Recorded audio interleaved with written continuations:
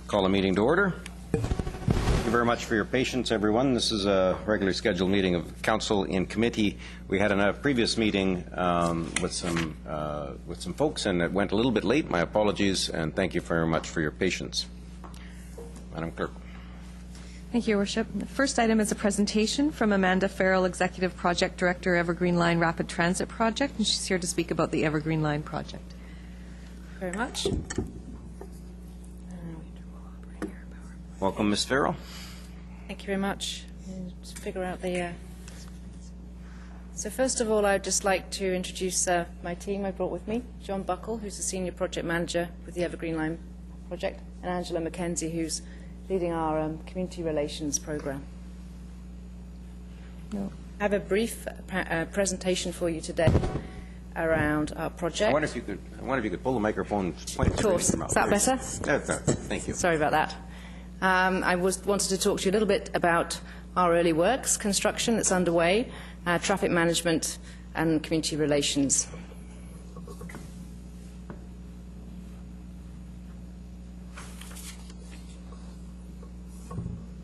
So as you know, the Evergreen Line transit line will be the newest addition to the regional transit network.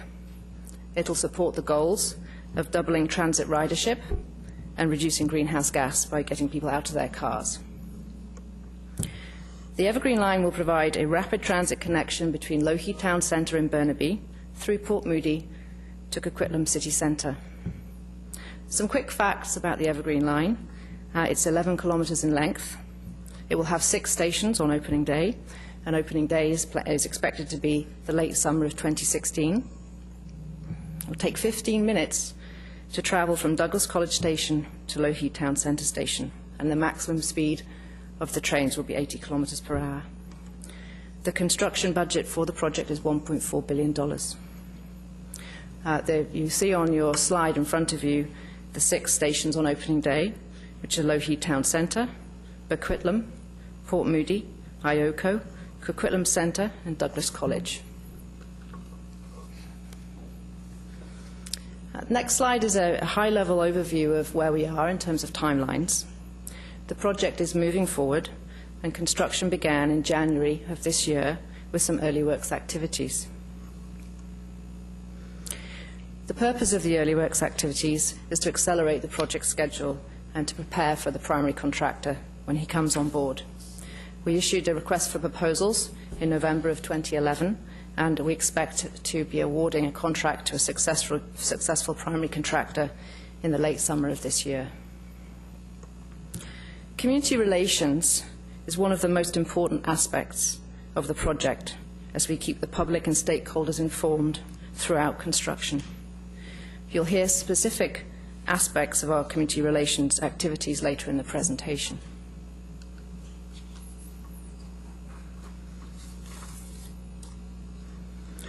So beginning with the early works construction, as I mentioned, this lays the groundwork for the major construction which will begin later in the year. And there are 5 main work packages that are underway. I'll talk about them in a moment. And I also want to reinforce the importance of community relations right from early works throughout the project. So our goal is to keep residents and businesses informed and to be available to hear concerns and address them as they arise.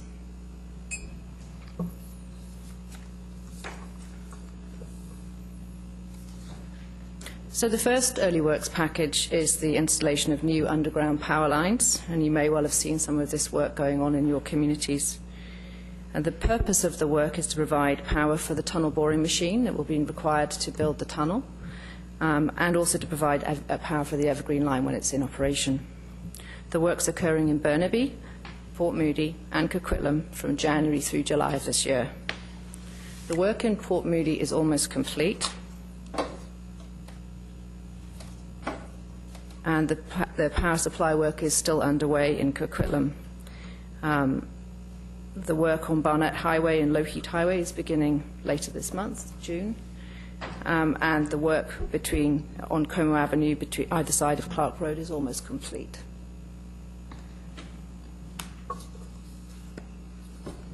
The next package is North Road widening. We will be widening North Road on the west side to prepare for construction of the Evergreen Line guideway up the centre of the road. The new permanent lane on the west side will help minimise traffic disruption during guideway construction, and after the construction is complete, the new lane will replace the lane taken up by the guideway. North Road will be widened between Gatineau Avenue and Cottonwood Avenue. And the work scheduled to start this month, in fact, it started today, and so that's getting underway, and we expect it will take 6 months to complete. Most of the work on North Road will take place from 7 a.m. to 8 p.m. Monday to Saturday. If we need to do additional work, we will do work on Sundays and holidays between 9 a.m. and 8 p.m. It's also possible that we may need to do some night work if traffic volumes are very high. So again, we'll be looking at that case by case as to what we need to do there. Our goal is to manage our construction activity to minimize disruption, especially during peak traffic hours. So along North Road, our community relations team has been very busy. They've completed 2 rounds of door-to-door visits to businesses and residents. They've put ads in local newspapers. They've mailed out construction information to almost 5,000 addresses. We've also taken the step of providing materials in Korean, recognizing there's a significant Korean-speaking population in the area. And since January of this year, we've held meetings with business associations in Burnaby, Coquitlam, and the Tri-Cities Chamber of Commerce.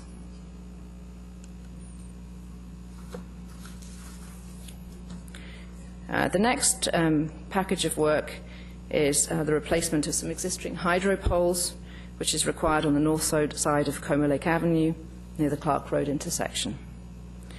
The new poles are required to accommodate the construction of the Evergreen Line guideway and the operation of the rapid transit line. And you'll see that on the rendering there, the before and after view of that piece of the road.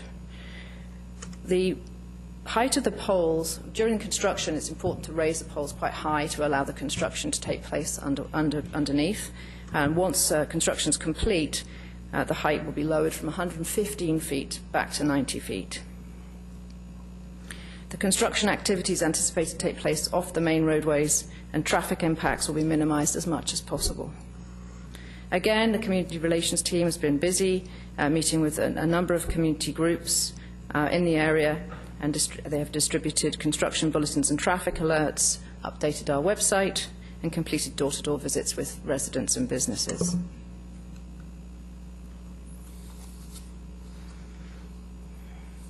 The existing overhead transmission lines on the south side of Como Lake Avenue will be relocated underground, and no new transmission lines are required in this area. Again, every effort will be made to minimize traffic impacts during this work.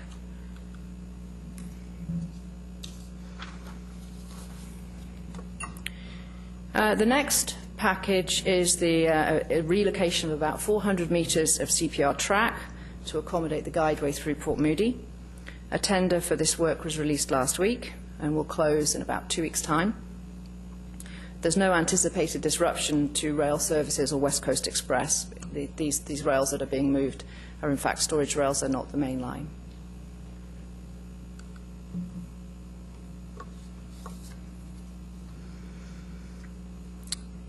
So in order to accommodate the guideway, we've also needed to remove some buildings.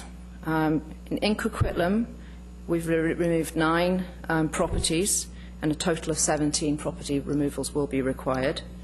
The properties are all owned by the project, and once the properties are down, we clear the debris and seed with grass.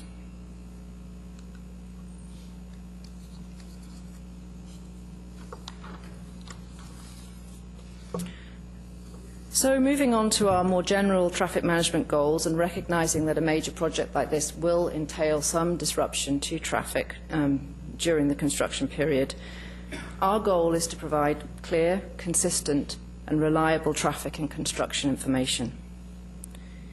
Our community relations team has been out in the community asking people how they want to be contacted, and asking them to come to us with any issues. And we're very keen that people do that, so we have an opportunity to address them. Weekly traffic alerts are emailed on Friday to stakeholders who subscribe, and they're also available on the project website. There's a traffic information line that provides up-to-date information on construction activity. That's available 24 hours a day, 7 days a week, and we have a real live person on the other end of the line.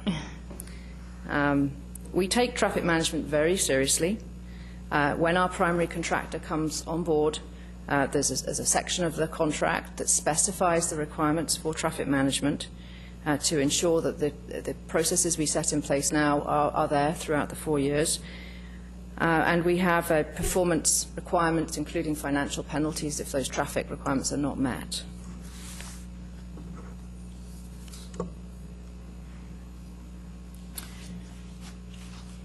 So through our community relations program, we're doing a number of different things. We have a project office in Coquitlam. I'm sure you're aware of its location. We have an inquiry response program through which we can get questions, make sure they're answered from all kinds of stakeholders in the project. We have business liaison committees, door-to-door visits to hear about concerns and address issues. Traffic phone line, emails I've mentioned, social media, and we're also working on translating materials into Korean and Chinese, as I touched on earlier.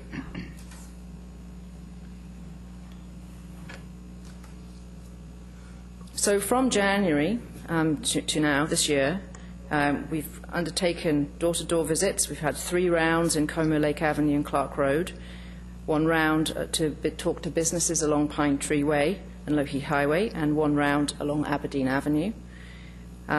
We've had community relations meetings with 8 community groups, including first responders.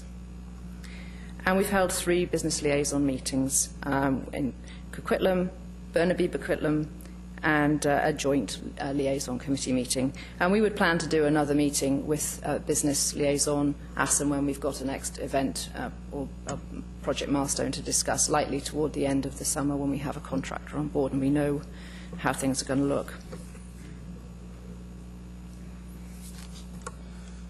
So lots of ways to contact us: email, Facebook, Twitter, for those people who are interested in that line of inquiry, our traffic phone line and our office line. So that's a very high-level overview of what we're doing today.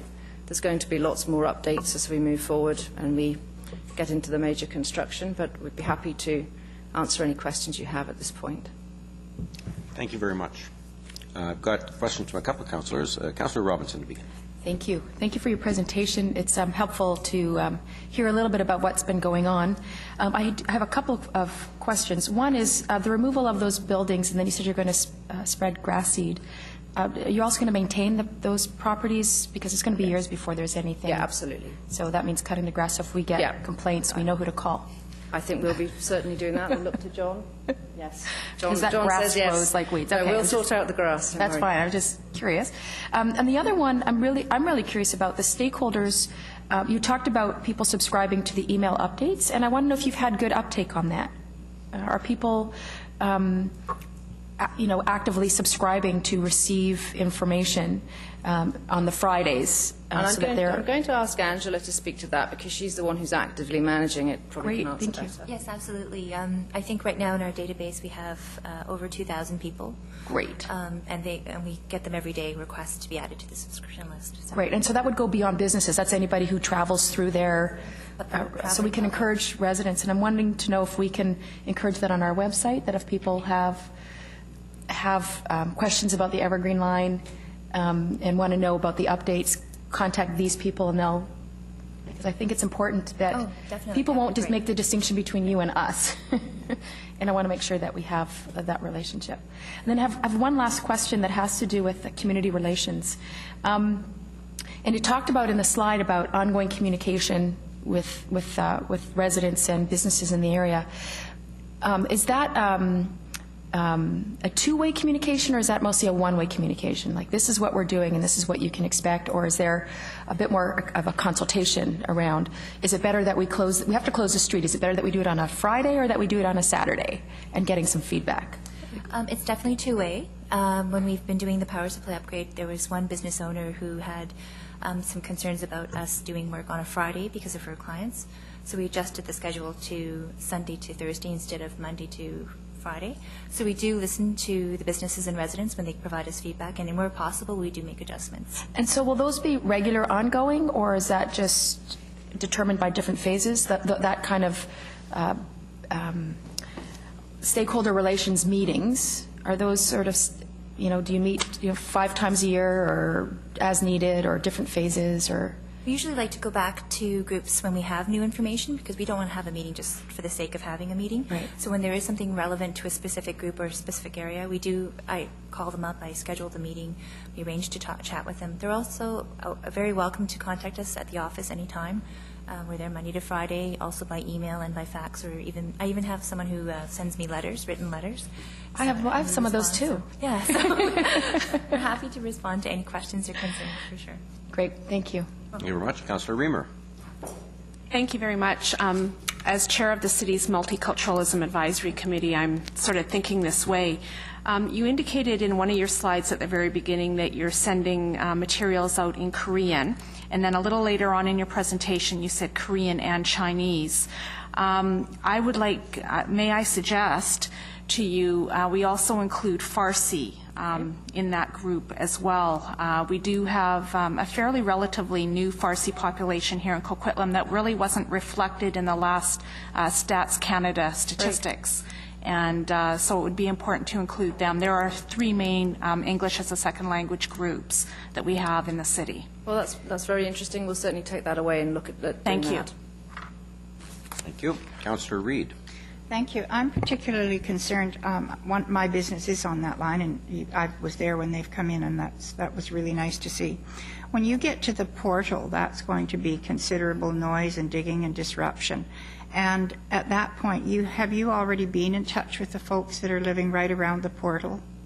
Now, I'm going to look again to Angela for that. We are very aware of the potential issues in that area, and we will have to make sure we have very strong communications with what's going to happen. When we have had roadworks in the past in the city, and folks are saying, well, my walls are cracking, my pictures are falling down, it's, well, too bad, so sad, phone your insurance company. This is going to be a big issue, and I just want to make sure that you're aware of it and you're addressing it. We've actually met specifically with the residents along Elmwood, okay, who are quite near where the tunnel portal will be. Yeah. We've met with the Oakdale Neighborhood Association and the Coquitlam Community Association as well. Thank you very much. That's all I needed to know. Okay. Thank you. Thank you. Councillor Sikora. Yeah, thank you very much. You mentioned 9 properties. Yes, okay, which ones are they and where are they? They own them all. That, again, would be information I would need to provide to you outside of this. I don't think that would be information we would have here. The specific 9. They own them all. These are primarily near the Coquitlam station. Yes, that's the location, but the specific properties we can provide you if you would be interested in that information. Okay, thank you. Okay. I see no other questions. I thank you. We've been waiting and working and struggling for this for so long that we're almost looking forward to seeing the traffic disruptions. Well, don't say that. That will change, and everyone will suddenly say this wasn't their idea. No, it's going to be a very exciting time, so we're looking forward. Thank you very much. Thank you. Thank you.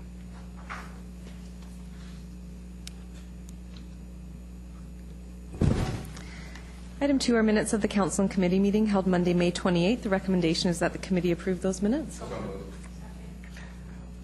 Moved by Councillor O'Neill, second by Councillor Robinson. All in favor? Opposed? Carried unanimously. Item 3, we have a delegation from Mr. Colin Ogilvie requesting amendments to the city's cemetery bylaw, number 3909/2008. I'll just ask Mr. Ogilvie to proceed to the podium. And Mr. Ogilvie has requested that some pictures he has be shown as well. Good day, Mr. Ogilvie. Good afternoon, Mayor and councillors. I just want to acknowledge right off the bat that we are aware that bylaws are in place for a reason, and it's a good thing that we have them. But I'm here to ask for your consideration to amend one small part of the bylaw regarding adornments in the cemeteries, or this particular cemetery at Robinson, and particularly because it's close to home for myself and my family. the grieving process for us all is different, just as we live our lives. And as good people in life, we as the family think that they deserve the affection after their lives, and we show that by attending their resting place. In particular, my daughter. The particular bylaw is Adjournments. Managed to get a copy here, thanks to the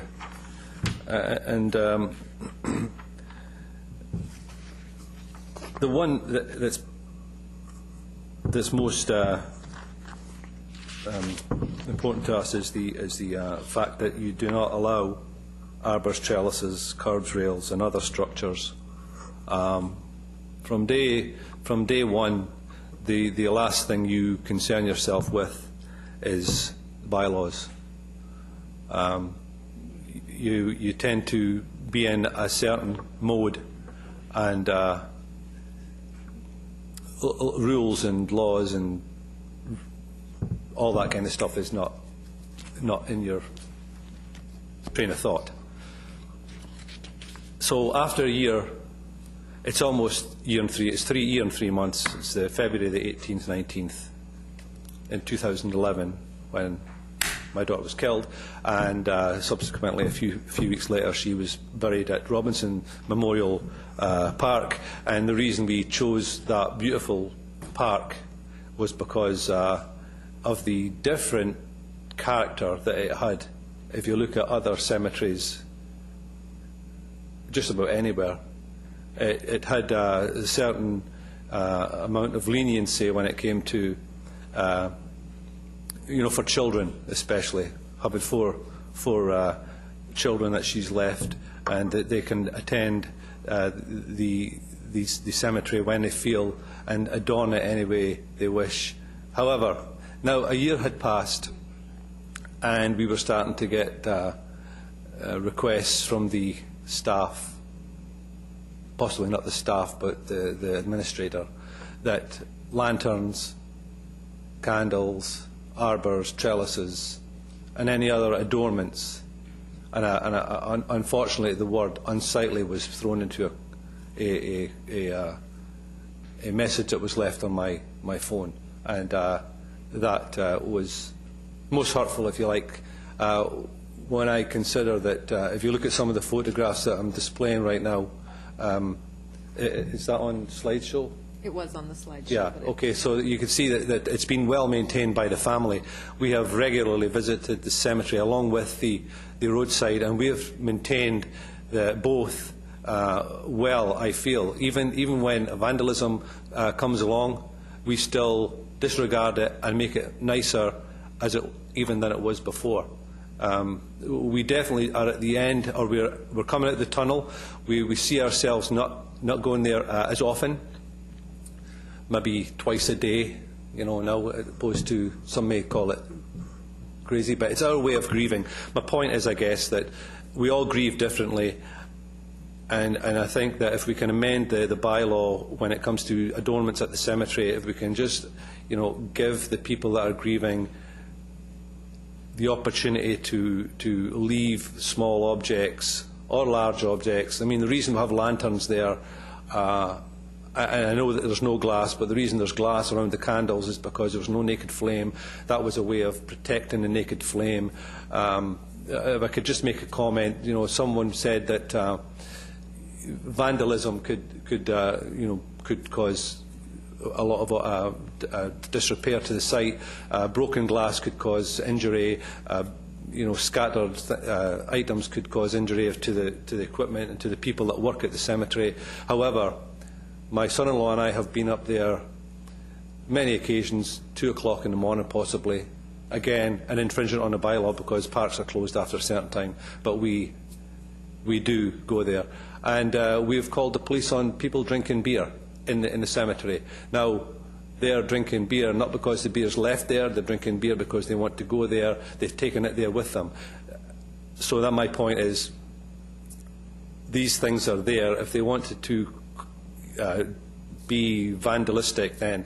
They're vandalistic before they come to that particular cemetery. That is my daughter's front room, if you like, and I is one, and I think my family are in agreement that we will maintain that particular area, and if we see anything going wrong in that park, we would definitely call the authorities immediately and take care of business as we see fit to protect our visit and a beautiful park it is, and we want to maintain it. So I would just like some leniency, if you like, towards the adornments at the gravesite. In whatever length of time that family needs to grieve. Some may be a month, some may be 6 months, some may be a year and a half. Headstone, right off the bat for us, headstone was number one. We had to get a headstone, and we were going to make a beautiful headstone, and it's going to be this and it's going to be that. Headstone, if we get a headstone, it's like a finality. We are not even looking at headstone at this moment. So, you know, our grieving is still in process. And I wouldn't be here doing what I'm doing. In fact, I wouldn't be doing anything that I'm doing if it hadn't been for the behaviour of someone one particular night. So, you know, so these kind of things, and I think Charlene is putting a lot of these things in my way to take care of, direction, deviations from the things that would take us down. So, as beautiful as the site is, and we want to maintain it, you know, with the staff at the cemetery, they're awesome people. That cemetery is wonderful. The people that work there are wonderful, and it's just that, you know, I'd like to see a little softening up on that particular bylaw. Thank you. Colin, I want to thank you for coming. I want to thank you for your comments, and once again, we've done this before, of course, but on behalf of Council, our deep condolences to you and your family. Thank you for the tragedy that we all recognized from 15 months ago. Council will take into account what you've had to say. We'll probably be asking questions of our staff, and we'll see where it goes. But we do really appreciate you coming to us, and want to wish Dan and the kids and everybody. Yeah, thank you for everything that the city's doing. A wonderful city that we live in. The community is wonderful. Yeah. Thank you. Thank you.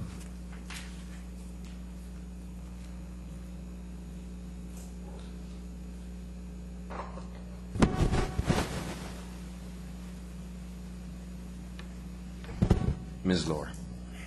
Thank you. Our item 4, our second delegation, has not shown up, so we'll move on to item 5. We have a report of General Manager Planning and Development related to the Transit-Oriented Development Strategy, the project report. We have introductory comments by our General Manager Planning and Development, and a presentation by Mr. Bruce Irvine, Project Leader, and Ryan Perry, Planner 1.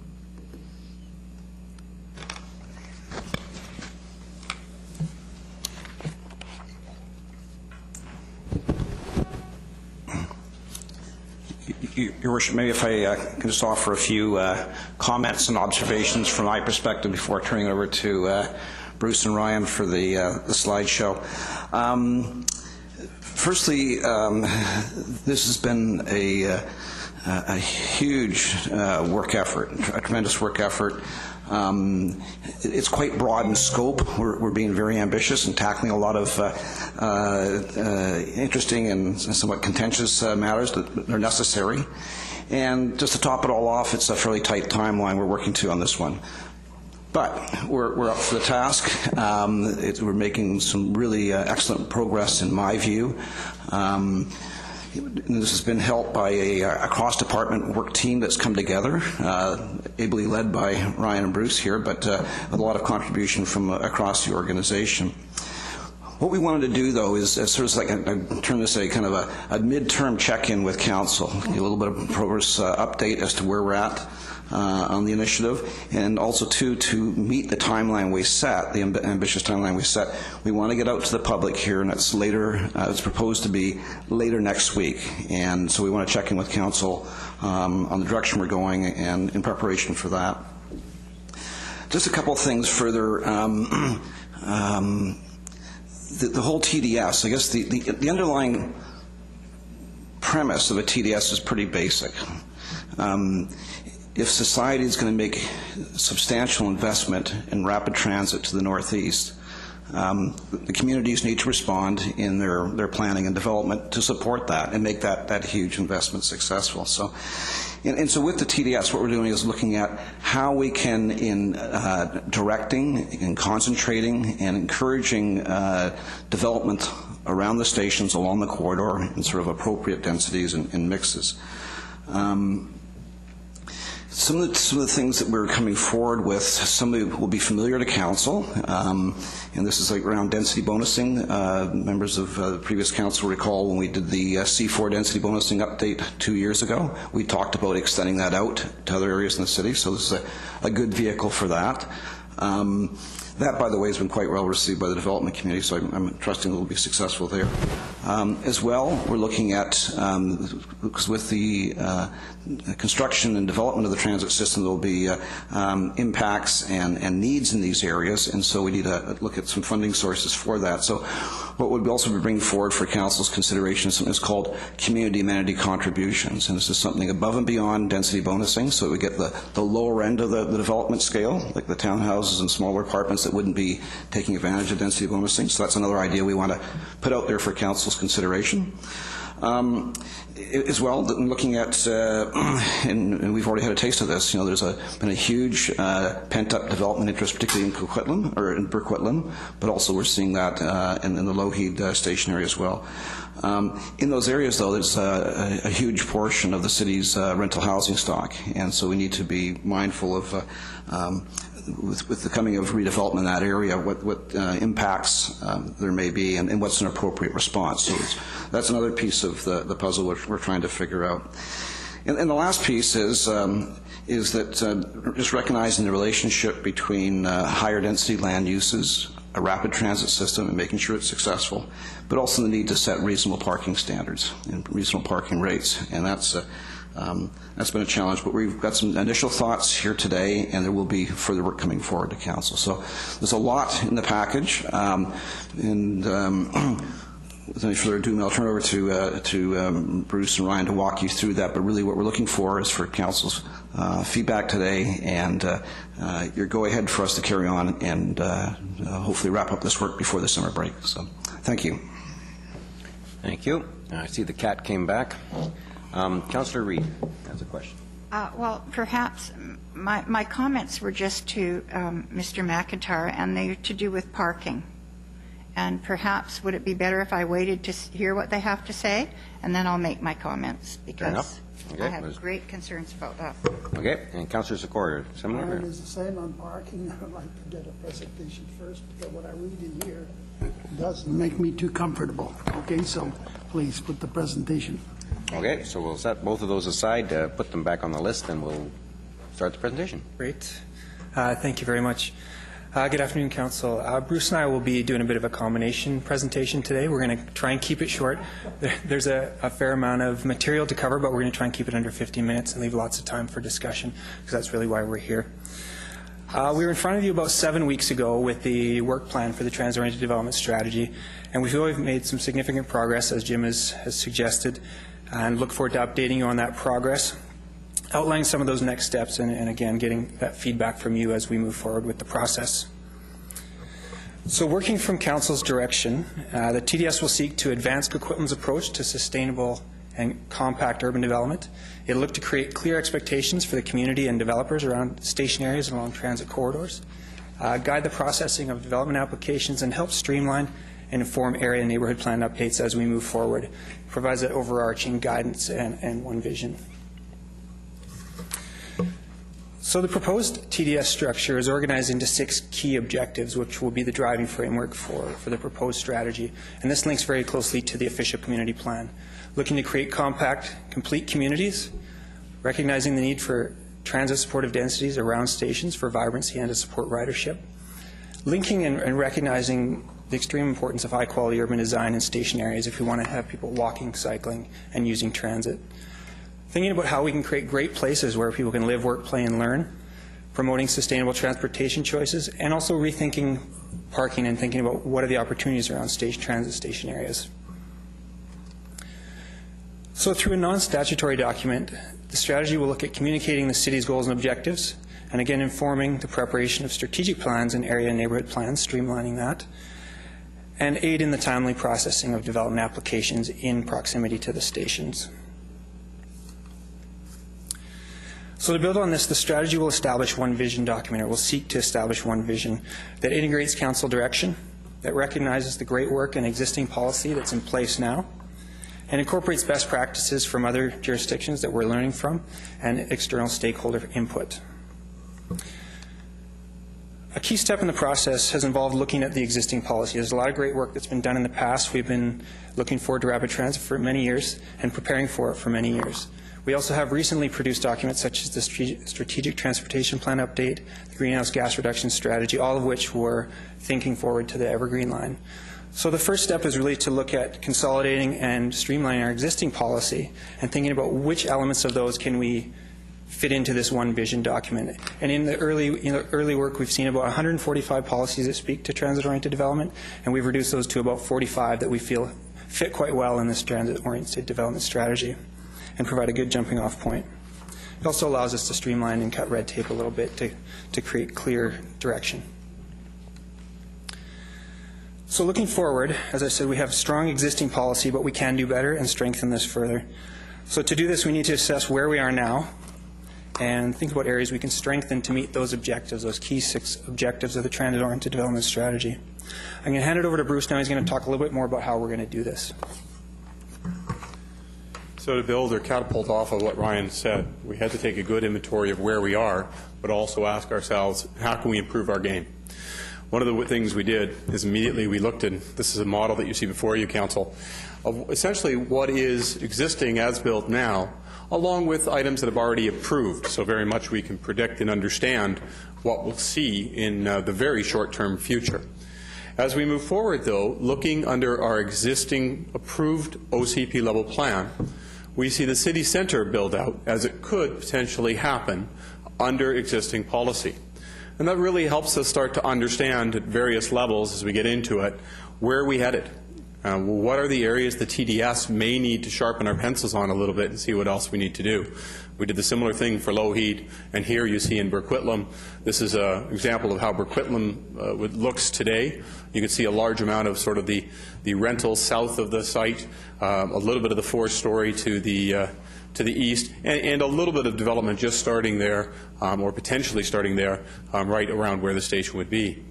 If we use our existing approved plan again and look forward, we very much get a picture of what is likely under our existing plan, or possible under our existing plan to happen, with an awful lot of the concentration of density right along the road, with potential some housing choices and maybe some more townhomes or small multis, again to the east. When we look at that in a number of levels, not just the models but other tools that we used, we really had to sort of visualize where we're headed. And what we needed to ask ourselves is, what are the additional tasks the TDS offers the opportunity for? Our list that we're bringing back to you, well, our current policy is well-founded and well-consulted and has a lot of places. We've been ready for the Evergreen line, as you all know, for many years. But we still think the opportunity is before us to sharpen our game. In particular, we believe we need to get a little better in terms of our policy and regulations around transit supportive densities, around the heights and transition of heights as we move across land use zones, around potential amenity funding in and around the station areas in particular, and around our housing diversity, making sure our housing stock includes different tenure, different size, different opportunities, and of course thinking differently about how we might approach parking. When we look at that, we also need to understand, when we say citywide, we kind of really mean TDS-wide, and understanding that as we're looking across the TDS study area, the sort of zones of influence that we'd be thinking such policies would apply.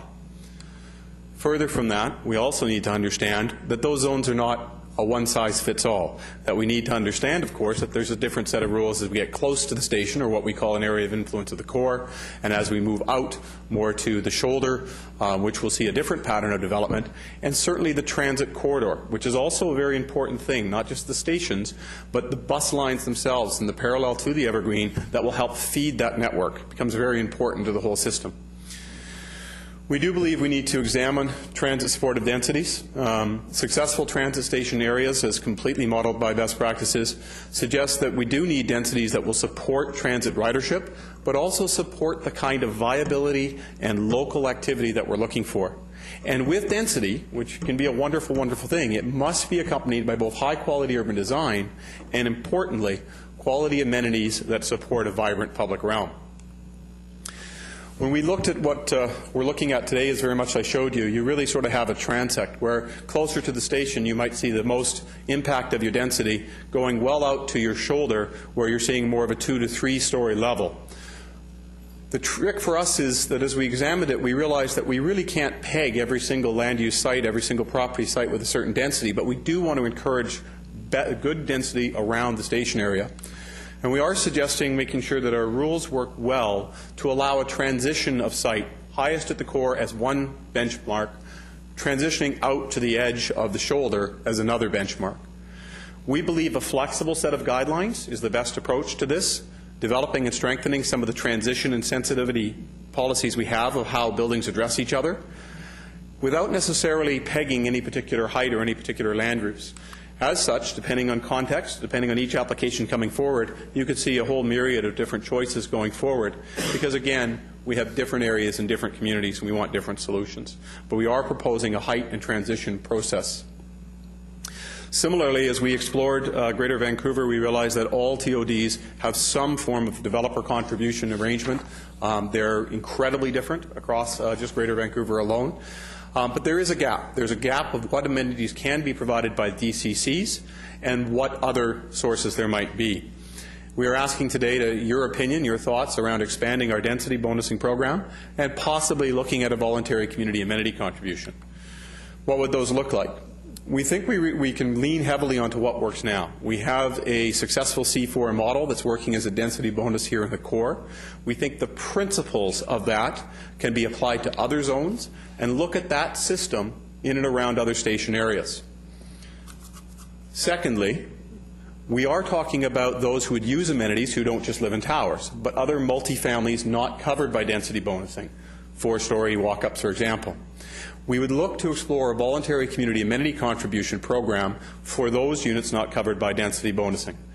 We would also suggest that that pilot could start in the Coquitlam and Lougheed areas to make sure that we have the funding to deliver on the amenities that other existing plans have promised for these communities. We are also suggesting that we could explore a policy to reinvest that amenity and write a policy for you that would suggest there's a local effect to that. That community amenity contributions collected in an area should first stay in that area unless council, and we would design the flexibility, suggests there's a larger regional piece that might benefit those folks and there's a better allocation. We would not apply that same localization to affordable housing. We think we have a good, strong approach to affordable housing that looks at needs and looks at a citywide approach. And as we know, many of our transit-oriented areas already have quite an affordable housing presence. Finally, we'd also suggest that we are looking at preparing a rental housing options. We understand that a great deal of Coquitlam's public sector, a great deal of our rental stock is in the Coquitlam area. We know that will be impacted. We know that change is coming to these areas, and we want to make sure that we have a policy that looks at diversity and supporting diversity of housing type, as well as possibly tenure type. We also think we should develop a tenant relocation policy to support residents of those rental housing sites as change goes forward.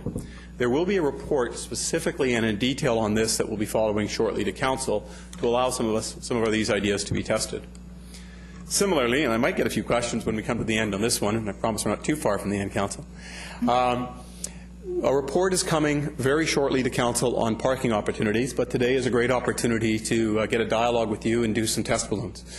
Certainly around a transit-oriented development site, you certainly have more options than a traditional site to do different things about parking. What those different things would be could be a discussion that comes forward to Council very shortly, but a great opportunity to inform that discussion today.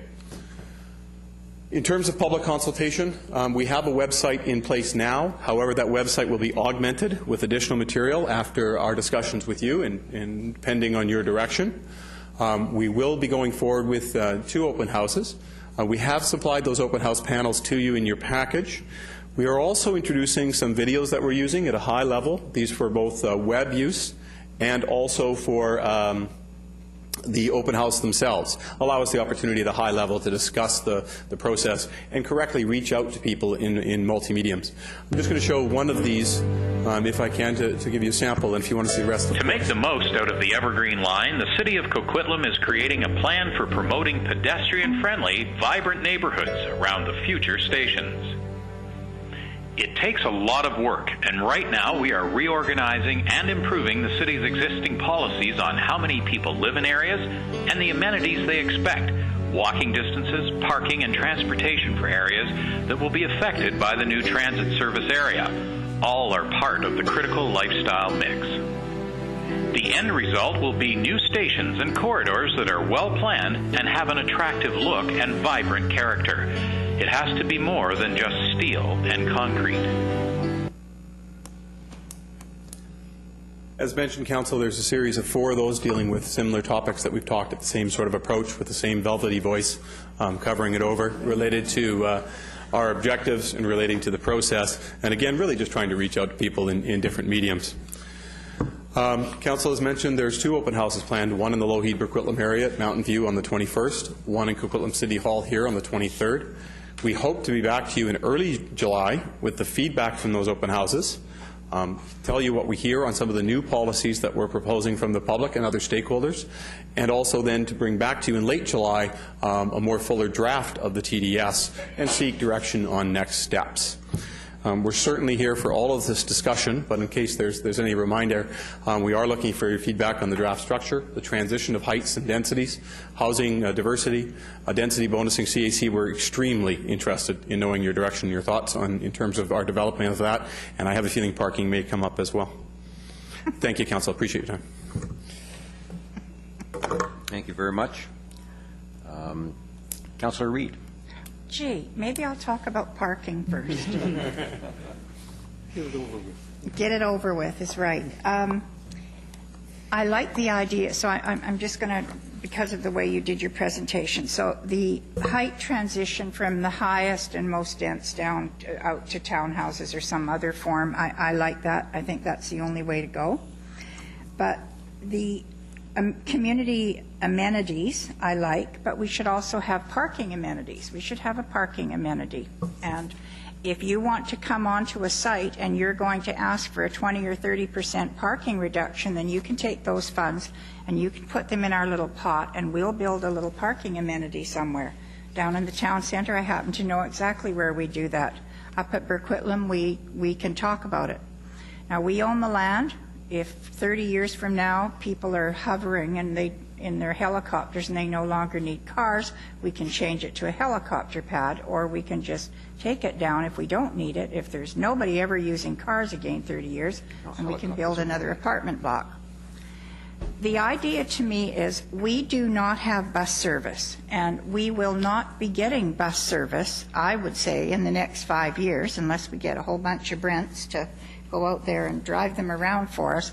We are not getting the kind of bus service that we need that's in Vancouver right now, where Councillor Robinson had an article that they've got too many parking spots, but they've got a bus every 10 minutes coming from any part of their city. Well, I need the downtown core here to have the folks from Burke Mountain and Westwood Plateau and up on the hill to be able to catch a bus every 10 or 15 minutes and get down to a SkyTrain station and off they go to wherever they want or shop down here. We don't have the parking. Everybody gets in their cars because there's no darn service. And I would say that for the next 10 years, I don't see us ever getting bus service every 10 or 15 minutes. So therefore, I need to build some kind of a parking amenity along with my SkyTrain stations. And as I do my business every day in real estate and talk to lots of realtors and lots of folks, sure, if I could catch one bus and go park somewhere, I'd be taking SkyTrain everywhere. I'd never drive downtown. But they need a place to park and they need a place to shop. So I think the solution is to talk about some kind of a parking amenity as well. The rental stock, We have to find a way. Just on that one, we do have plans for a parking amenity, and the report that you'll be coming back will be talking about a cash and lieu system, which will provide funding to enable us to do that amenity. We're still working out the details, but in the report back on parking, there will be such a parking amenity. Thank you. And I think Bruce mentioned that one was coming back, but he said to get it all out, so I'm getting it out. Shared parking. Boy, that's a real tough one, because trying to get it to work in some places it just doesn't, and it just depends on jobs. It depends where people work, what kind of jobs we can supply. If we have a whole bunch of folks that work night shift, maybe we can park them.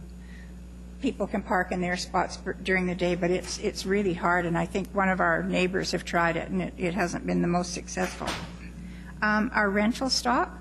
I look forward to holding on to our rental stock. We have to hold on to it, and affordable rentals. And I guess we can do that with density bonusing on sites too. Councillor, would you mind if I just asked you to expand on that? Are you thinking like a... Yeah, I would mind. Sorry. Sorry, Go ahead. Go ahead. We're honestly... We've looked at a lot of best practices in and around Vancouver. There's a tremendous variety when you get into the whole housing diversity stock, rental replacement, and really as an internal working group, I think it's positive we're seeing all those options, but we haven't landed on one, so we'd be extremely interested in where Council's thinking. And I could go into more detail, but probably not here, to suggest to suggest some specific people in places.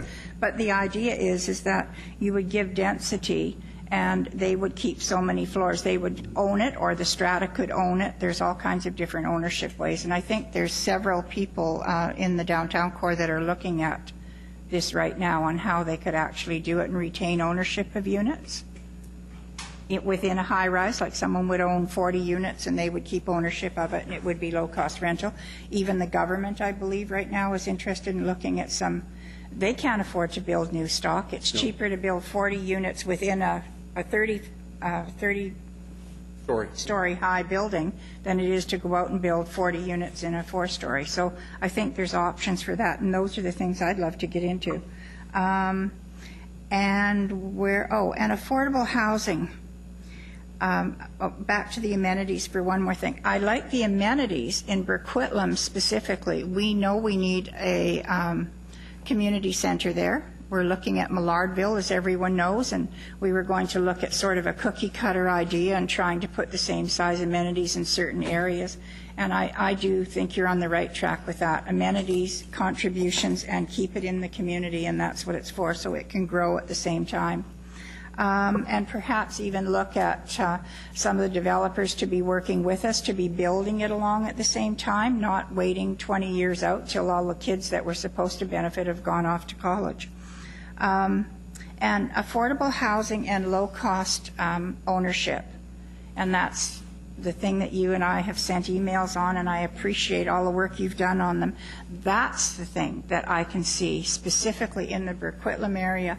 Beautiful units, low cost, different ways of home ownership, and there are ways to do this, and I think we just have to start looking way beyond our own borders and aim for the sky, because I think my friend, our land manager, said if you aim high and you think big, the least that can happen to you is mediocrity.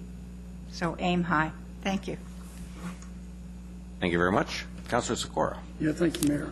A couple of things on page 4. You have there support TOD throughout effective parking management, seeking an appropriate level of supply through private development and area well served by transit. Here we have the planning department coming to us on a weekly basis to relax the parking, cut out instead of 1.75 per unit, 1.50 per unit. They're asking us to cut down, way down on by maybe 30% on parking density.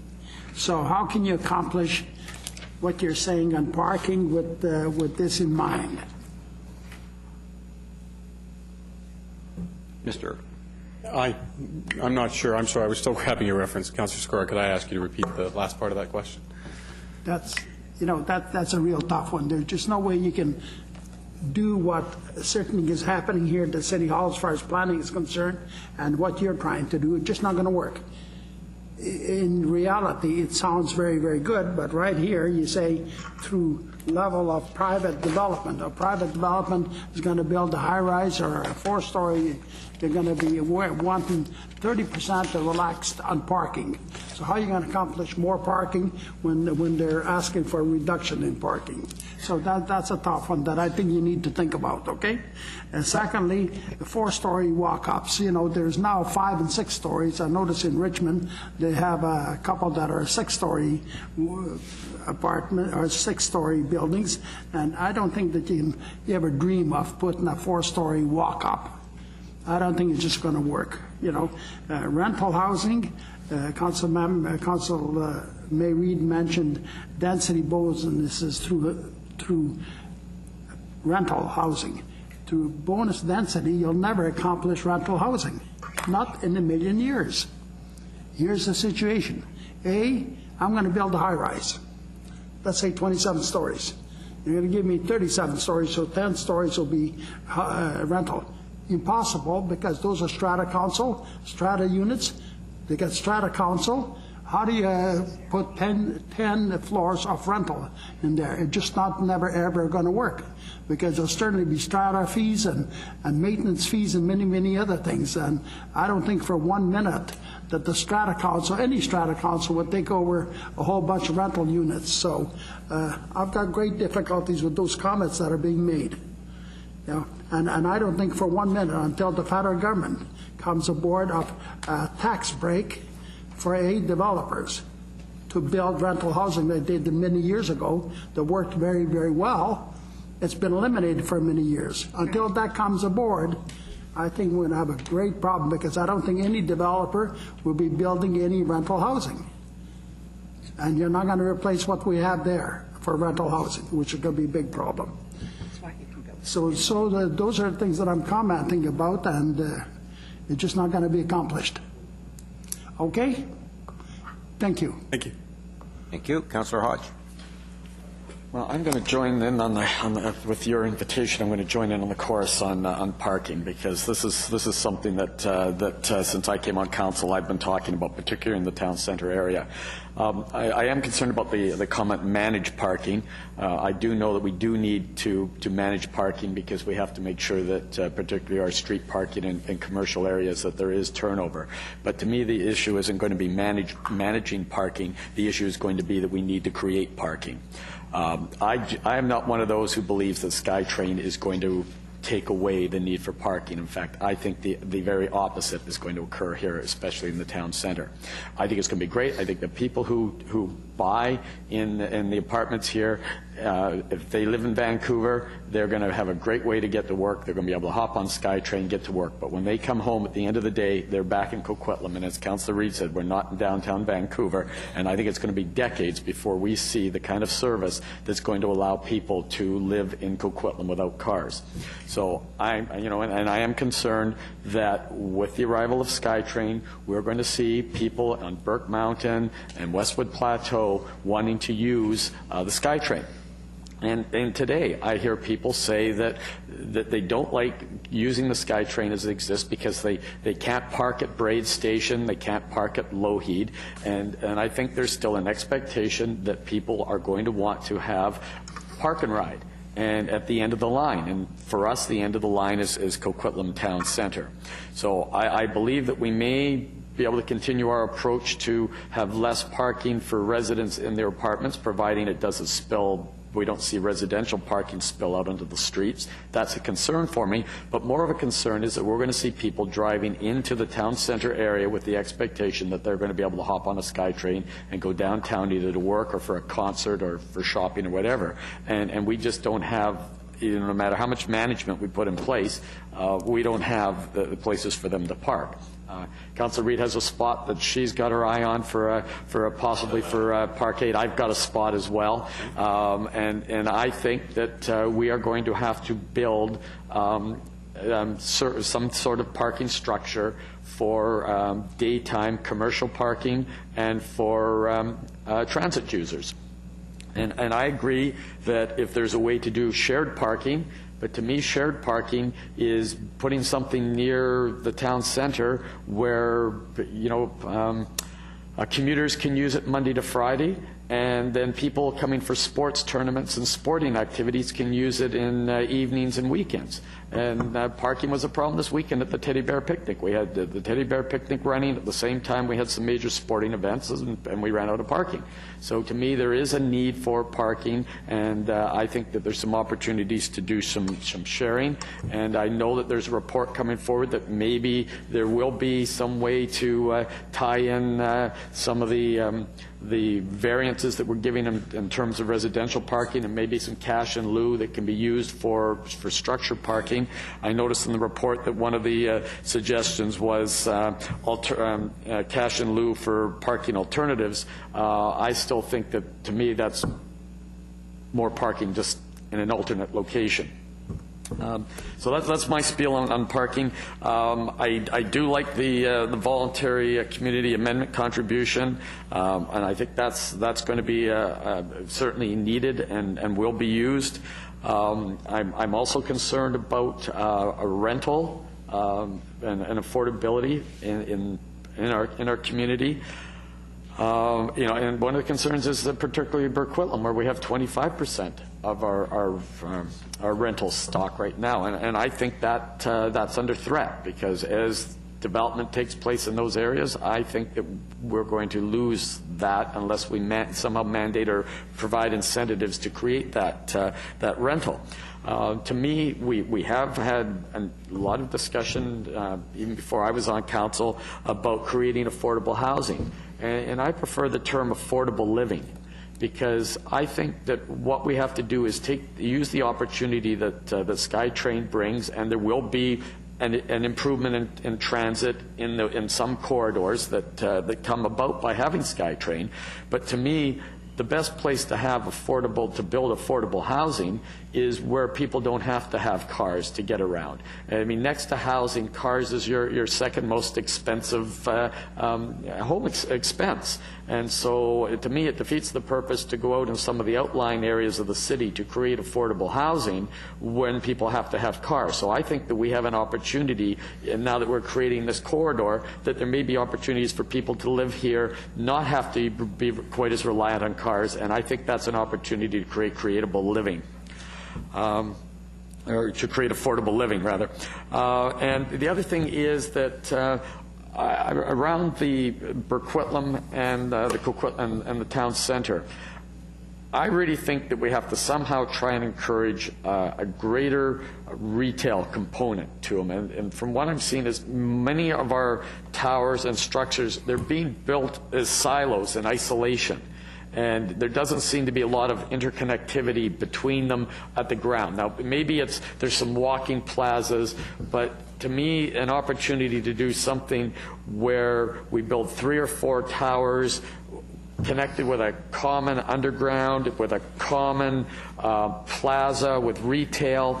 The future right now for retail is away from shopping malls. It's all street level, and to create open plazas with towers above them, but more interconnection between the existing structures, so that we're not just building so many. We're building an apartment here, and then 2 years later, a different developer builds an apartment next door. That I'd like to see us try in the planning stage to plan for more interconnectivity between these structures, and both in terms of plaza, walkways, but also in terms of retail plazas and interconnectivity. And but I think we're on the right track, and I appreciate all the work that's gone into this so far. Thank you.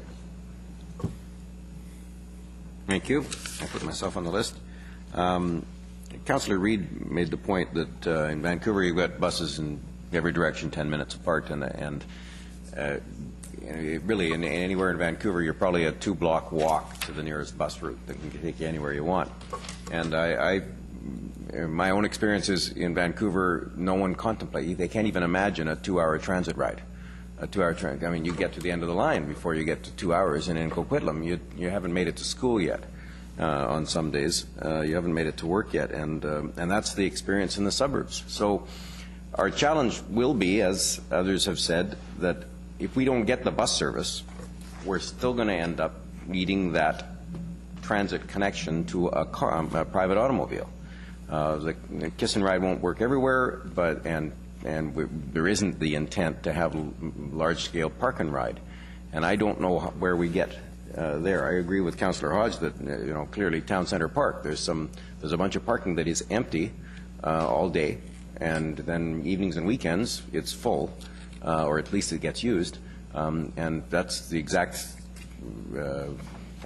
time that you need park and ride. So I want to see us examine that, but I also want to make sure that it's where Councillor Reid often has Councillor Reid and I have discussions, or Councillor Reid and Councillor Robinson, and I don't want us to build too much parking. I want us to have the sweet spot of the right amount of parking, and I want us to be able to have, as Councillor Hodge says, let's eliminate one of those cars in the household. We probably can't eliminate all of them, both of them in most households, but we can eliminate one because we've made transit, we've given some transit options. Unfortunately, I looked at your slides, and several of them are of the Hold'em station, and I'm not sure the Hold'em station on Millennium Line, which to me is the perfect example of what not to do. A decade later, it has the 2 towers that were originally planned and nothing around it. It has retail, but not at the station. It's across the plaza. And I was actually going to raise the question with the nice folks from Evergreen Line, because I don't know why we can't get to significant retail at stations, which to me would make stations part of the transit-oriented development of the neighborhood that we're. Instead, we make these sterile places where you don't go to unless you're boarding a train, and you don't feel safe at necessarily at later at night, although fare gates may well change that. So is that part of the thing that we're pushing on the Evergreen Line? I know that they're planning to accommodate the potential for retail, but I don't know that we're getting anywhere on it. Two-part answer, sir, and thank you for your comments. Holden was deliberately chosen. Deliberately chosen because it reminds us all that transit-oriented development out here is a little tougher than in certain other areas. Because we're not downtown Vancouver where you plop a building down and it just works. And so it was actually a little tongue-in-cheek chosen deliberately to remind ourselves that we got a challenge here that's a little tougher than just the average playbook. As far as the interaction related to stations, if there was comment, I'd probably ask Ian to comment on that, simply because our study is really looking at from the stations out, and Ian's work is really staying in the relationship with Evergreen and the station design. We're certainly going to push for as much mix and as much retail immediately around that as we can get. We think that's what a transit-supportive and vital community has, is lots of active doors, lots of permeability, lots of opportunities for people. What is done within those station borders, I don't know if Ian wants to comment, or do you want to stay away from that, Ian? It looked like he preferred to stay away from it, but. Well, if I answer it, he'll tell me later I shouldn't have answered for him. So, Mr. Radnich. Is this on? Yeah.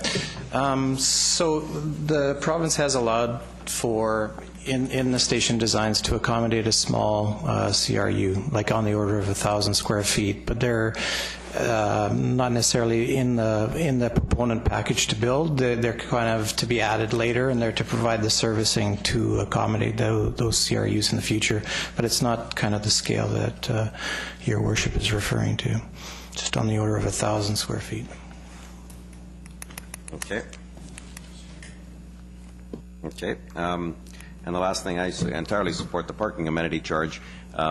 If we're trying to make sure that all of our housing is as affordable as it can be and that needless costs are avoided, one of the ways is to avoid excess parking, but we do have to, I think, assemble that potential fund that allows us, if it's needed, to acquire a site or else buy some parking spaces in a building that's being built for some other purpose, and allow some public parking in areas where it turns out our mix was a little bit off, and that perhaps gets us closer to the sweet spot. So,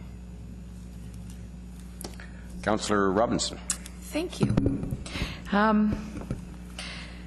So around the parking, there's a distinction that we think we need to make between resident parking and visitor parking. And my vision, or how I would see it, is that we don't need so much resident parking because people will be living right on transit stations. That's the idea. And as long as there's amenities that they can walk to, then really they won't need to have a car. That's the whole idea. However, the rest of us who are living on these wonderful mountainsides, although we may on occasion, push our bike uphill, the most part, if we're going to come down into the city center, we're going to bring our cars. And so we have all these residents surrounding us that will want to descend in here because it will be so fabulous and such a vibrant place that they're going to want to be here, and they're going to take their cars. And so it's the public parking piece that I think we need to be paying very, very careful attention to. So that's, I think, the distinction that how I see it. The other one is park and ride. I park very illegally at Lougheed Mall because the bus that comes by my house takes 40 minutes to get to Lougheed Mall and then makes my commute unbearable. So I know I'm not supposed to. Sorry, Lougheed Mall people. I'm not going to tell you what kind of car I have. Don't tell them. And I suspect people will do that here. I mean, I get it. It's fabulous to take. It'll be fabulous to take the Evergreen line, but we won't have unless Councillor Asmundson can correct us, and he has powers over there at Transit to make sure that we have fabulous transit every 10 minutes. I don't think it's going to happen overnight. So that's the part I think we need to be very well prepared for. I think we're going to get inundated. People have waited a long time for this. So that's the parking, and I think it'll be at Coquitlam. I don't think it's just here. I think Coquitlam will also be challenged with parking because I think that will be vibrant and interesting, a place to go to. But I think City Centre will be more challenged than if we had to pick. That's how I would envision it. But you guys can do the research and figure that out. The amenity contribution, I think, is critical. We're absorbing thousands more people into small neighborhoods, and I think we need to be able to respond to their needs. And if people are going to be giving up and living in smaller conditions, then we need to recognize that their living rooms will be in amenity spaces. Their entertainment opportunities will be in amenity spaces. Their gatherings will happen in a public realm rather than in their smaller apartments. So I think it'll just put more pressure on that. They also won't have yards and stuff to take care of, but they may actually like gardening. And so how do we provide that in some way? So I think it's going to be really important that if we're going to be doing density, which is the right thing to do, that we need to put extra emphasis on making sure we have amenities to support that kind of living. I love Councillor Hodges' affordable living language. I'm going to steal it. Because I think that is the model. I think that when people who cannot get into the housing market also have to run just one vehicle. If they don't have to run their vehicle, then they can actually put that into affordable, into market housing. And wouldn't that be great that they can participate in that economy? So from a economic perspective, I would prefer to have more people participating in the full economy rather than having social housing or that kind of stuff. So I would prefer to see us look at some of those models. Having said that, I have some interesting newspaper articles, because that's what I do. I pull newspaper articles. And in total disagreement with what Councillor Sikora said, the Aquilinis are building 3 completely rental towers in downtown Vancouver because they say there's a market for it. And in April, Lougheed Village in northeast Burnaby, one of Metro Vancouver's largest multifamily rental complexes, sold for over $80 million. And they're going to be building more rental. So what this says to me is that there actually is a market for rental, given that the Aquilinis, who are smart people, they're building 3 downtown towers that will focus, and there will be rental towers. So I think, I don't know if it's market conditions and how they've changed. I'd be very curious to have a conversation with them around, are we ready? Is the time now? And so I'm actually not happy to just replace rental stock. I want to see it increase. I think that this is the opportunity, folks, that if we're going to get more rental, this is the time, and I think rental ought to be on that SkyTrain line. That's where those folks, because we go from if we want to make sure that there's a full range of housing, we need to make it as easy as possible for those folks so they can have affordable living in our community. And I think we need to actually increase our rental stock. And the last thing I'm going to say about housing is that I'd like to see some creative housing, and there is the first senior co-housing development is happening in Canada in Saskatoon, and there's some additional projects underway in Souk, on the island, Chilliwack and Smithers. And that's where 36 seniors are sharing. They have their own apartments, but they take care of each other because they want to stay out of seniors' residence as long as possible. And there's some models out there for interesting co-housing. And again, I think the transit line is a critical piece to looking at those sorts of opportunities. And this is market. This isn't subsidized. This is market, but there are different models for living that I think we need to be ready for. And we're not planning for tomorrow, we're planning for 20 years from now. And I don't want to go into a seniors care facility if I can help it. I'd rather do this co-housing. But if I'm a senior, when we do it, it's not going to be ready for me. So I want it ready for me. So can you make that happen, Mr. Irvine? Thank you. There you go. Hope you're writing all this down because we have expectations. Councillor O'Neill. Yes, thank you. I'm going to weigh in right away on the parking issue, and Councillor Robinson, I think correctly and astutely, divided it into resident versus visitor. I had already written down a similar note, but I had divided it into domestic versus destination, which I think is same thing. Really, it's about, I don't think the issue is the domestic or the resident. I think that'll look after itself. With all the density that's going to be built along the transit lines, people will not need, I think, all the extra parking spaces. But I think the issue is the destination person, the people coming from afar, parking, the visitor to the area, as Councillor Robinson suggested. So I think that's the issue. So to just clarify it. So when we're talking about the parking issue or the parking problem, as Councillor Sikora, Reid and Hodge talked about, it's not overall. I don't think we have to worry about the spaces within the new density that's going to be built. So I'd agree with Councillor Robinson specifically on that. And speaking of that issue of parking, by the way, last Wednesday I drove my car down to the West Coast Express station and parked there and took the train in, spent the day at the Vancouver Urban Forum, Fourth Wave Urban Reform, Achieving Urban Densification Conference that took place at the Vancouver Playhouse. And I want to say that insofar as we have strategies that are reflected in the public open house panels, copies of which you've distributed to us, insofar as our policies are reflected in those, then we are in line with the best thinking, supposedly the best thinking that was at this conference, dealing, I think you can sum it up as density done well. And it talked about developing transit-supported density, quality urban design, can't be left out, creating great places. I mean, this is all your panels. I'm just reflecting that.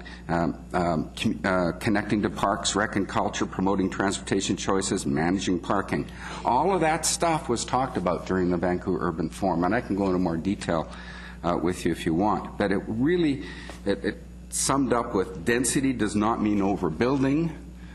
You can have mid-range density. It doesn't all have to be high-rise, but it has to be done well to work. There has to be lively ground interfaces and things like that. And there's a lot of the talk went on about the phenomenon of the Vancouverism, which was the planners there a couple of decades ago realized that to make the densification really work, there had to be that interface with the street, with shops or ground-level homes and things with good walking spaces, the seawalls and everything like that. And everything that I see that we're planning to do in this increased transit-oriented density reflects that. There was, by the way, a real clunker at the forum, and this was the sprawl meter that they had there, which talked about it started at 0 at the beginning of the day, and by the end of the day it was up to several 100,000 of square feet of extra sprawl. It was all suburban sprawl that they were complaining about, and it was bad, bad, bad. But there was no discrimination between 1 acre lots being developed for a single home and a 1 acre lot being developed for a 44-story high-rise. And no mention whatsoever of the densification, the urbanization that's going on right now in Coquitlam or of our plans. And so I felt a little insulted by that. And I hadn't even gone out of my way to, before the conference started, to talk with the conference organizer, Sam Sullivan, and showed him a picture I took a couple of weeks ago from the top of the Oasis building, 42 stories up, looking east. You think you're in the West End there, actually. It's quite the view, and very surprised. But then there was no mention of it. The rest of the conference went on, presuming that all of the suburban life was just one big urban sprawl, which I think is insulting to suburban residents such as us and to the voters out there. But anyway, so congratulations on that. I do have a question. One question. Go ahead. One question. Thank you very much. Can you explain to me again on this community amenity contribution for the projects that aren't the high rises? Why would this be a voluntary community? What's voluntary about it? I don't get the voluntary part. Like if this policy were to come into place, it would be a policy. And how would it be voluntary and not voluntary? Mr. McIntyre. Or what does the voluntary describe? Okay. It is voluntary in the sense that there is not provision in the Local Government Act for us to put this sort of system in place. We can have, with density bonusing, you can build that into your official community plan or your zoning, where you can say, with additional density, the community is seeking contributions for amenities. That's up to council to define, or affordable housing and the like. So there's actually a mechanism in the legislation that allows us to go, say, from a 3 FAR up to a 3.5 to a 4, 4.5, and so on. And that's the system we have in the city center, the C4 zone. With the community amenity contributions, it's something that's there voluntarily. Because there isn't a specific enabling authority in the legislation, it's voluntary. And but this hasn't stopped other communities from putting such systems in place. Because with the density bonusing, really what you're talking about is a high-rise going higher, right? But there's a whole lot of townhouses, 3-story, 4-story. There's things that be built within the density limits of the zone. So a whole lot of new development residents coming there that are not contributing in the same way that the density bonusing system would. So it's a way of making sure that that form of development also pulls its fair weight. So what is the inducement for the developers of those 4-story or 6-story buildings to contribute to the amenity program? There's an inducement for the high-rises. They get to go a little higher, right? What is the inducement for these guys, other than good relationship with your department? Or is that it? Jim, if I could, one comment is we have seen, of course, a great variety in Vancouver of different forms for developer contributions. There are 7 different Greater Vancouver communities who currently use a community amenity contribution. In general, what the industry responds to is their willingness to participate is directly correlated with the localization of those amenities, because they in turn receive a greater value in the land, and therefore their property itself is greater value. I presume there's some connection between their approval and whether or not they voluntarily contribute. Is that right, Mr. McIntyre? Okay. Well, listen. On that point, I think we should be. I mean, that's a very good point, and that's actually a little what I was afraid of. Because I'm hearing stories out of Vancouver right now of arm twisting like that, and people don't know going into the project what their project is going to cost, because they don't know how severely their arm will be twisted and what angle it'll end up at when it's all over. This is why I think we need some clarity here. On that, and Mr. McIntyre can deal with that, on that, the development community is very respectful of what Coquitlam has done, because we always shoot for middle ground and making sure there's enough profit in the project for the development community. Vancouver has gone to the extreme end, taking most of the profit into the municipal coffers, which quite frankly is unfair. And we are not doing that, and the development community time and time again thanks us for the way we are going about doing that. So while we're doing this, we're not going to go anywhere near the Vancouver model. We are simply using the principle of the other model to a segment of the development community which isn't covered. Will there be a clear policy that you can actually show to the developers, or a set of guidelines that's there in advance and developed, so when they come in they will see, okay, this is what we expect of you, no more than this? That's typically what we hear from the development community is, tell us ahead of time so we know what's going on. Mr. McIntyre. Yes, thank you, Your Worship. And precisely that. You don't want 11th hour surprises or hits on developers. You want to have it up front. You want to have a system that's it's also reasonable, too. We've got to recognize that at the end of the day, a development project is a business enterprise, and it has to pencil out. There's only so much for DCCs and density bonusing and community menu contributions and upgrading frontages and providing rental and so on and so forth. There's only so much that can be sustained by a project. So in setting coming forward with a policy for the community many contributions, I'm going to be very mindful of that. If something that's being recommended by our department, it will be at a reasonable level. The second piece is the corollary to that is, and we're having some informal contact and dialogue with the development community because we just want to test these things. We don't want to put it out there if it's going to get shot down. Is that if they can see a clear connection, if there's a nexus between, okay, I'm contributing towards this amenity, and it'll help me in marketing my project because I'm selling to people who think that not too far down the line there may be a park there or a plaza or a community center, what have you. So they need to be able to see that connection between contribution and provision. The last part is, it is voluntary, but I think as the city manager alluded to, it's through the rezoning process. And it's in that process that the city and ultimately council has a lot of latitude in considering a rezoning application. And if the policies are set there, in this case it would be in the TDS, they'll sort of direct the OCP if there's that clear guidance, if it's reasonable, if it's up front and clear, I think it'll be a successful system. A lot of people don't realize that the security screening at the airport is actually voluntary. And the sign says if you choose not to, you can always not go through the screening by not flying. Yes. So. Okay, I understand that. Thank you. And just on the point of the value that the developers would see, and that would certainly help them market their facility more if they can say that a block away there's going to be a new community center. Now, there was something in one of these documents, and I didn't make a note of it, that talked about the ability to have that money actually go somewhere further away, though. Was there not something in this document about that?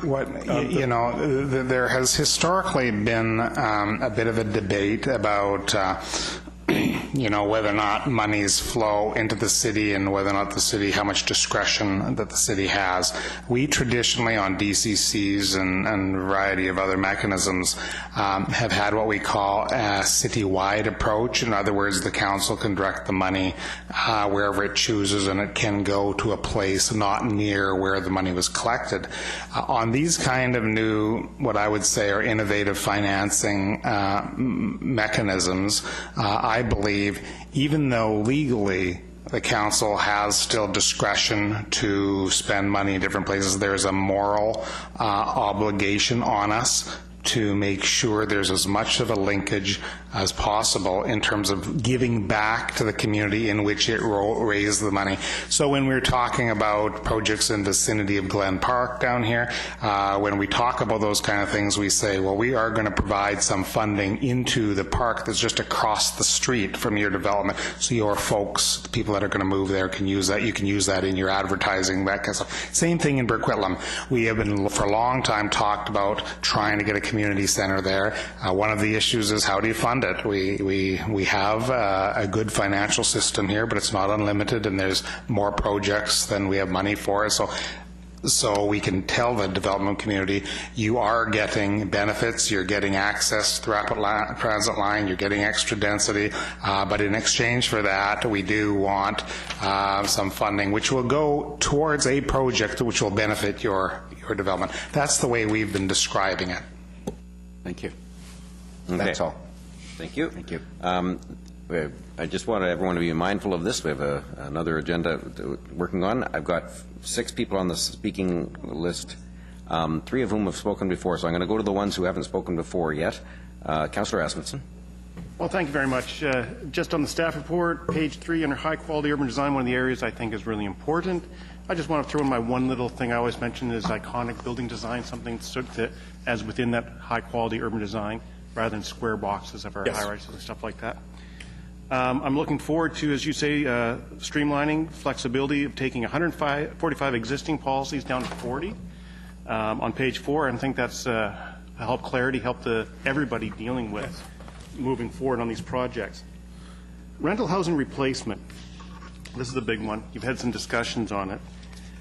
You know, at our level, local government, we're limited in how we can replace rental housing without taking on too much downloading from other levels of government.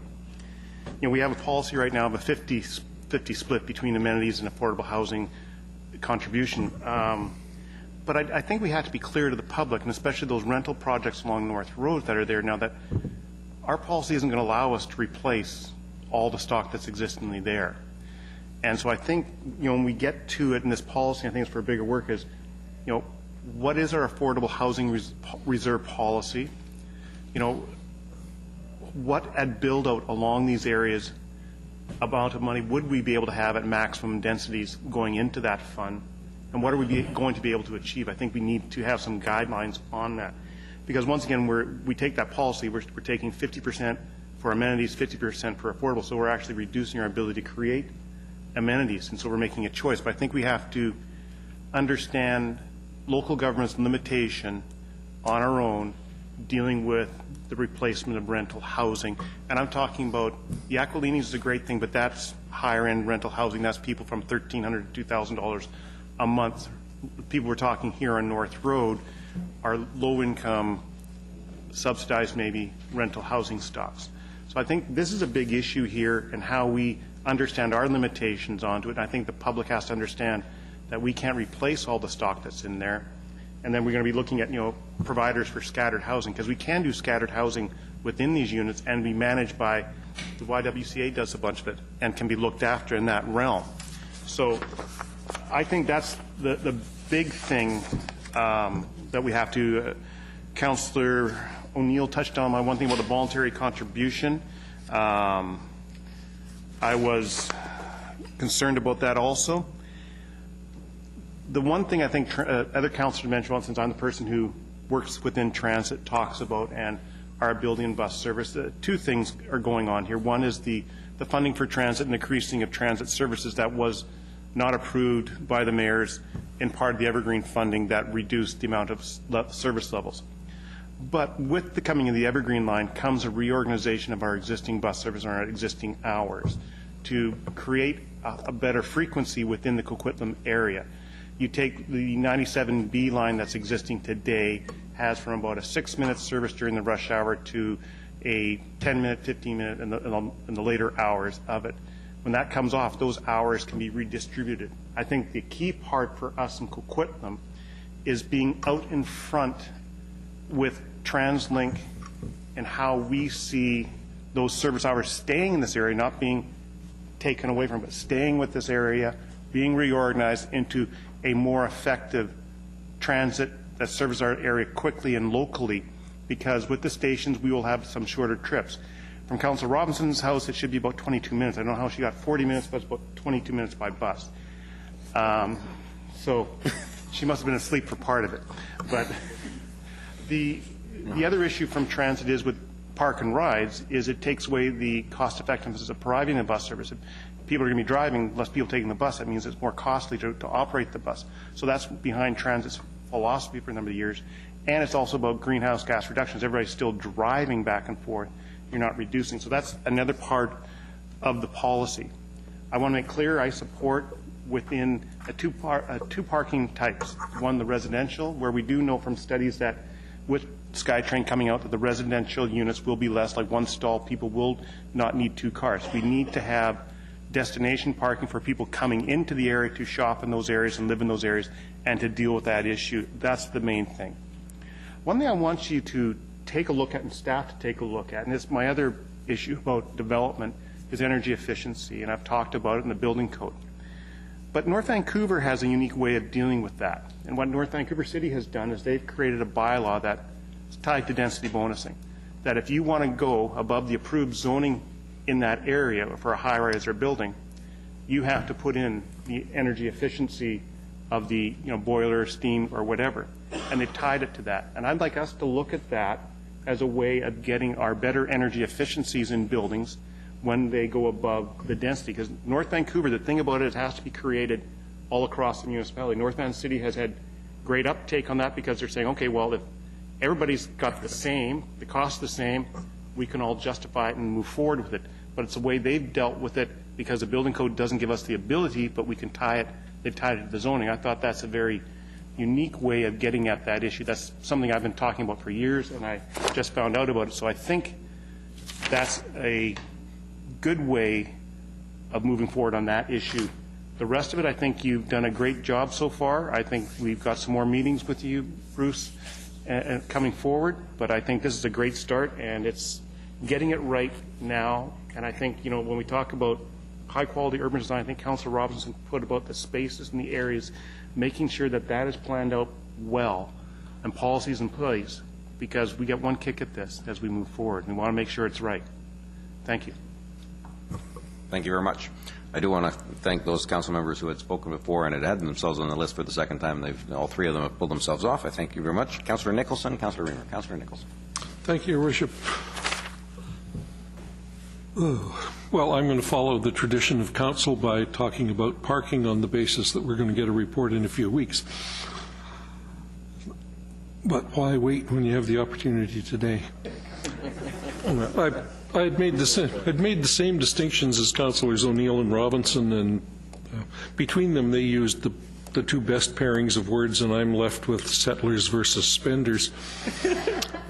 But I think it's important to remember that spenders are what we need if we want that vibrant city centre and we want the businesses to locate and all that stuff. So I think that's important. There was an article in the Vancouver Sun on the weekend by somebody whose name I have been struggling to remember and can't, about the experience in Vancouver along the transit lines and the development of residential, and the fact that Vancouver had required levels of parking that aren't being used. And so I think it's clear that we're asking for residential parking because we know we need parking. But the residential parking is not what we're going to need along the transit lines. It's the spenders or the visitors or whatever you choose to call them. It's the people that we need coming into the city core, whether they're coming down off the plateau to try and get onto the SkyTrain or coming here to spend their money. The challenge I have, and I'm going to keep an open mind on it because I still need to think about it a lot more, but where's the connection? Why would the residential developer be asked to pay, if in effect, to tell, you want to live near the SkyTrain? You have to pay for the parking for the people who are going to come and do business near the SkyTrain. It's a little hard for me to figure out. One quite possible answer is because that's how we can get it, and it's the only way we can get it. And that takes us into a much larger issue, which we can make. I can give you the standard 5-minute speech on we only get 8% of the taxes in the country, but I won't do that because we'll run out of time. On your second bullet on the slide that's up is transition of heights and densities. And you did show a slide that, which you don't need to go back to. I remember it very just, tall, medium, and grandchild.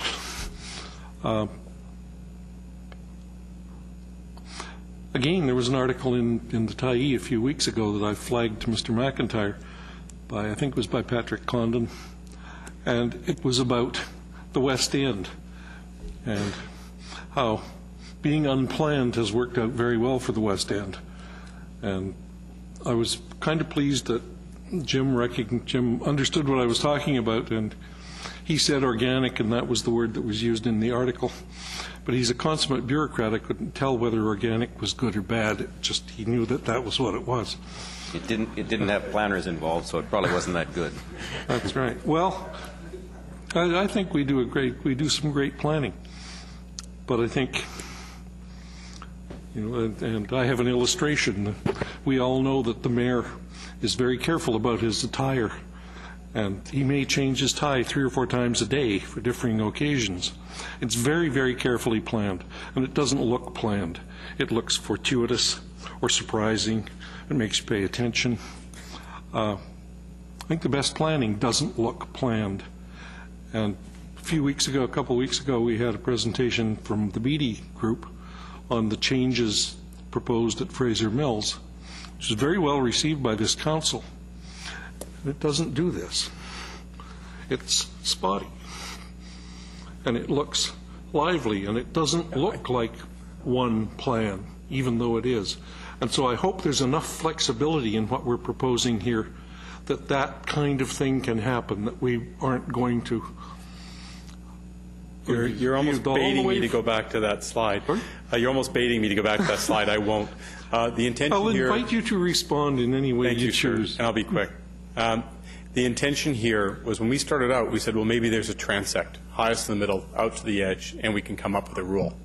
And we realized that rule would be very inorganic in the sense that that kind of a dictatorial framework was not sensitive enough to the context. Instead, we think what the importance here is getting the right level of density in whichever form that can be, and making sure the interface between those various buildings is both connected, as one council talked about, but also sensitive. And then we said we need to think about a set of rules that would be applied, brought before this council as well, of course, with individual applications. So not to say that in this part or this far away from the station you must be this high. Rather, let's look at the context of that site. Maybe it's higher, maybe it's lower. Let's let that grow over time, which is, of course, the definition of organic. Perfect last word. Thank you. Councillor Reamer. Thank you. Well, I'm really happy with this report. I like what I have seen. I appreciate your identification of the core shoulder and the transit corridor. I want to talk about parking for a moment. I'm actually really surprised that the word walkability hasn't come up in this discussion.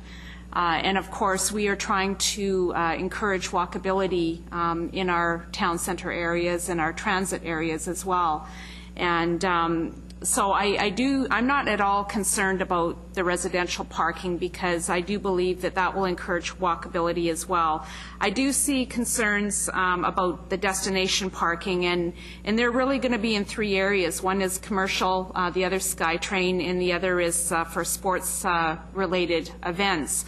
Although we do have a lot of sports parking, I too saw what happened on the weekend with the Teddy Bear Picnic and the Grand Parade, and it was very difficult where there was some major sports events going on in conjunction with those 2 festivals that we had. And so these 3 areas, I like your term managed parking because I think we are going to have to manage between those 3 items. So you're going to have to manage SkyTrain, you're going to have to manage your commercial parking, and you're going to have to manage your sports and tourism parking as well. And so I really like I am concerned about the destination parking from those 3 perspectives. But if we manage it appropriately, and we've got this report coming forward to us in a couple of weeks, I will not be as concerned. So overall, I'm very happy with the report, and that's all I wanted to say. Thank you. Okay. Thank you very much. I wanted to suggest one more pair of words, sleepers and shoppers, but I won't go there. Okay. Thank you. Madam Clerk. The recommendation was that the committee receive the report for information.